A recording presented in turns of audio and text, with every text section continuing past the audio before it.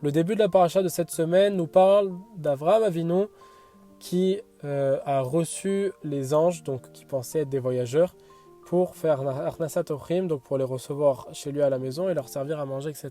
Et un des premiers versets de la paracha nous dit Vaïmaer Avraham Aouela El Sarah, Vaïomer Mahari, Shelosh Seim Kemar, Solet Lushi, Vaasi Ugot. À ce moment-là, traduction, Avraham s'empresse de rentrer à la tente pour voir Sarah et lui dit fais vite, prépare 3 mesures de farine, etc. Comme on connaît donc pour recevoir les 3 anges. On a une grande question de Rav Yaakov Mabari qui nous dit comment c'est possible qu'Avraham Avinu dise ce terme à Sarah, sa femme. Il lui dit Mahari, c'est quoi Mahari? Vite, empresse-toi de prendre 3 mesures de farine, etc. Comment c'est possible qu'Avraham Avinu, qui était donc un gadol, puisse parler de cette manière à sa femme? Et là, la réponse est simple mais efficace. Un grand message, un grand moussard pour tous.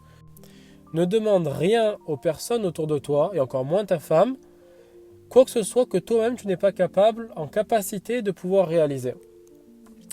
Si on prend le verset, on voit que Vaïemaer Avram, le terme de Mahari qui dit à sa femme pour lui dire Mahari veut dire empresse-toi, fais vite. Ce terme-là est exactement le même qui est utilisé pour démarrer le verset avec Avram. Vaïemaer Avram, Aouela El Sarah, Vaïomer Mahari. Avram s'est empressé lui-même, a fait vite. Puis après s'est approché de Sarah et lui a dit fais vite, on a des invités.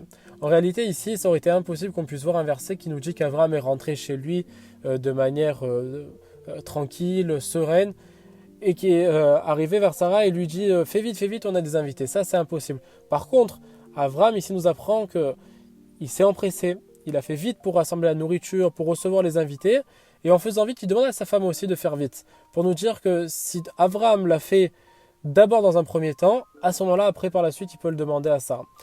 Le Rav Nahum Diamant nous raconte une très belle histoire d'un Talmid Chacham qui avait pris sur lui 3 grandes résolutions.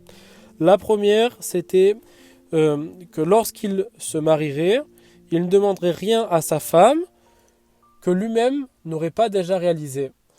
La deuxième, c'est lorsque naîtra un enfant dans sa maison, il ne lui demanderait non plus rien que lui-même n'aurait pas déjà réalisé ou pas en capacité de réaliser. Ce qui est déjà plus dur. Et la troisième, c'est lorsqu'il deviendrait Rav, dans une yeshiva ou ailleurs, à ce moment-là, il pourrait avoir des élèves et il ne leur demanderait rien que lui-même, pareil, ne serait pas en capacité de réaliser, n'aurait pas déjà réalisé. Et on dit que voilà que passent les années, et il arrive à tenir ses résolutions. Et un jour, il se trouve dans sa classe, la classe qu'il tenait avec tous ses élèves à la yeshiva. Et pendant le shiur, voilà qu'un grand bruit résonne à l'extérieur. Évidemment, tous les élèves à ce moment-là, plongés dans leur étude, tournent la tête, curieux, et limite s'approchent de la fenêtre pour regarder ce qui se passe. Et ce bruit-là interpelle aussi ce Talmid Chacham, donc qui enseignait, ce Rav qui enseignait. Et lui-même, par réflexe, va jeter un petit coup d'œil comme ça. Et là, à ce moment-là, il se rappelle de sa résolution qu'il avait prise donc sur lui. De ce fameux engagement de ne jamais demander quoi que ce soit à ses élèves que lui-même n'aurait pas pu tenir. À cet instant, il se décide de ne pas intervenir et de ne pas demander aux élèves de regagner leur place. Et pendant de longues minutes, pendant le cours, les élèves se trouvent à la fenêtre. Le lendemain, ce Rav-là se rend dans le bureau du directeur de la yeshiva, du Rosh Yeshiva, et lui dit Rav, je désire que à la fin du mois, vous m'enleviez une partie de mon salaire. Une partie équivalente à 15 minutes. Alors, je dis, mais pourquoi t'enlever ça?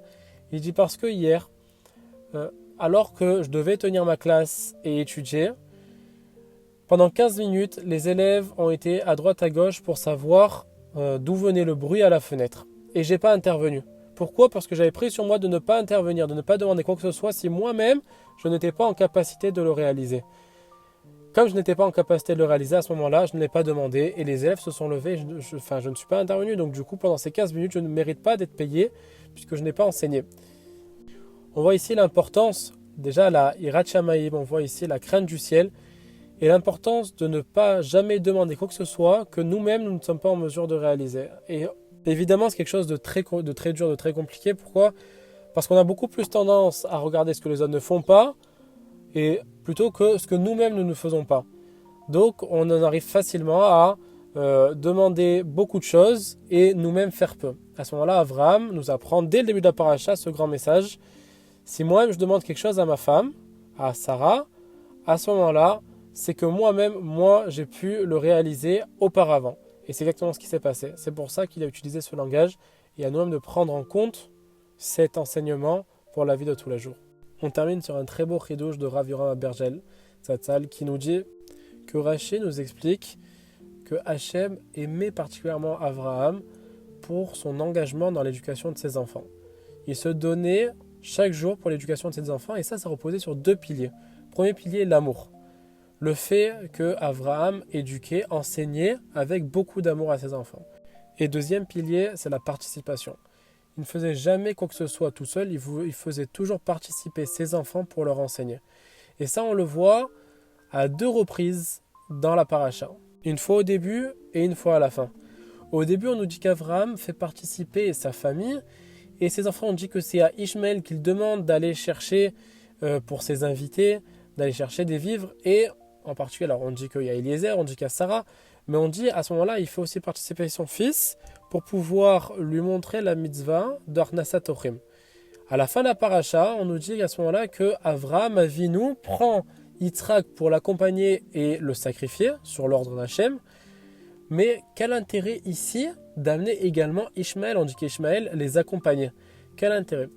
On dit qu'à ce moment-là, le Rav Yoram Abergel nous dit que c'est pour lui enseigner, pour l'éduquer, pour lui apprendre que Avraham a réveillé également Ishmaël, même avant Yitzhak, pour lui montrer, regarde comment ça se passe, l'éducation, et lui enseigner le chemin de Torah.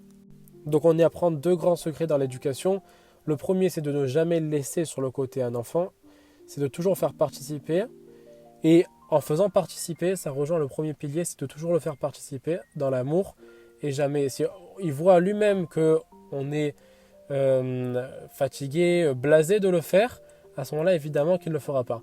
Mais s'il voit qu'on le fait participer et que c'est dans l'amour, à ce moment-là, lui aussi aura envie de faire perdurer cette éducation dans le chemin de Torah.